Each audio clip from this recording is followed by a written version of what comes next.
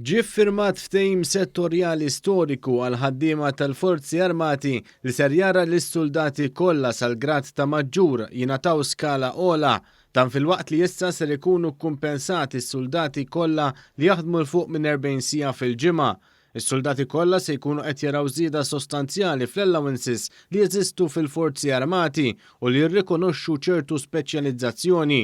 Permezz ta' dan il-ftehim, il-Gvern ser ikun qed jinvesti 8.2 miljun euro aktar fis-sena fis-salarji tas-soldati. B'kollox ser jibbenefikaw minn dan il-pakkett madwar 1750 soldat tal-Forzi Armati ta' Malta. Il-Prim Ministru Robert Abela li kien preżenti għall-iffirmar ta' dan il-ftehim spjega kif partijiet minn dan il-ftehim storiku huma retroattivi u ser jitqies li dan il-ftehim daħal fis-seħħ f'Jannar ta' din is-sena. Dan ifisser li s-soldati ser jirċievu ammont f'arretrati. Dan fil-waqt li hemm parti li ser titqies li daħlet fis-seħħ minn Jannar tal-2019. Innota kif dan differenza l-amministrazzjonijiet preċedenti li saħansittra ppruvaw iċaħdu lil ħaddiema tal-forzi tal-ordni u l-familji tagħhom mill-paga ta' overtime li kien diġà maħdum. Dan bl-iskuża li t-talba tagħhom għal dan il-ħlas kienet laħqeġiet preskritta. Il-Prim Ministru stqar kif dan il-Gvern qed juri l-apprezzament tiegħu għax-xogħol tant siewi u s-servizz li jagħtu għal pajjiżna ta' kuljum.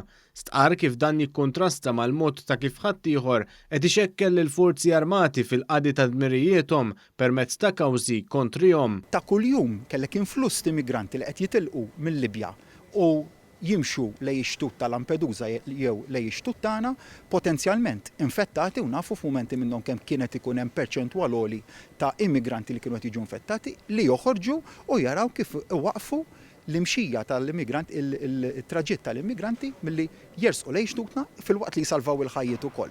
F'Maltempati da kollu għamluh b'sogru kbir għal ħajjithom u da żgur li iva jinkbur illum illi ikkumpensajna ftit għal ħafna sagrifiċċju u ħafna dedikazzjoni li wrew il-soldati tagħna.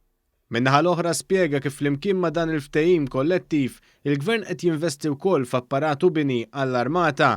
Dan fil-waqt li nnota kif il-polza tal-assigurazzjoni li qed tingħata lis-soldati Maltin hija waħda aktar ġeneruża minn dak li tagħti l-qorti f'inċidenti simili. Fid-diskors tiegħu il-Ministru għall-Intern Byron Camilleri spjega kif dan il-ftehim ser jolqot lil kull soldat fil-Forzi Armati ta' Malta. Stqar li dan il-ftehim kien ilu mistenni mis-soldati Maltin u llum fi żmien ta' sfida għad-dinja kollha dan il-Gvern flimkien mal-partijiet ikkonċernati waslu għall-iffirmar tiegħu.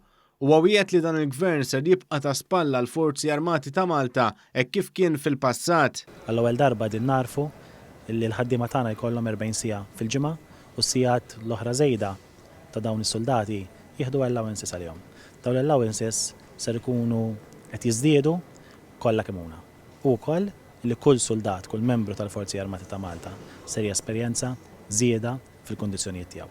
U naħseb fil-waqt li ħaddieħor jattakka lill-membri tal-Armata, aħna ningrazzjawhom billi ntejbu l-kundizzjonijiet u d-drittijiet tagħhom.